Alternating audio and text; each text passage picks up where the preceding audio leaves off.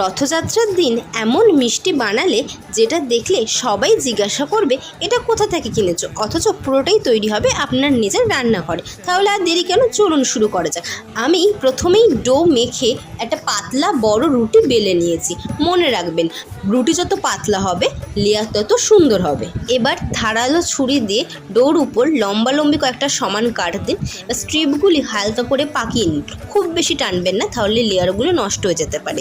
এরপর প্রতিটি পাকানো স্ট্রিপ গোল করে পেঁচিয়ে একটি সুন্দর স্পাইরালের মতো আকৃতি দিন। শেষ প্রান্তটি নিচে গুজে দিয়ে হালকা চাপ দিন যাতে আকারটি ঠিক থাকে। এবার মাঝারি আছে গরম তেলে ধীরে ধীরে ভেজে নিন। দুই পাশ সুন্দর সোনালি রং ধারণ করলে বুঝবেন এটি ঠিকমতো ভাজা হয়ে গেছে। এরই মধ্যে চিনির হালকা শিরা তৈরি করে রাখুন। ভাজা লাচ্ছা রোলগুলো মাত্র 5 থেকে 10 সেকেন্ডের জন্য ডুবিয়ে তুলে নিন। অতিথি আপ্যায়ন বা পরিবারের জন্য বিশেষ কিছু বানাতে চাইলে এই রেসিপি একবার ট্রাই করতে পারেন।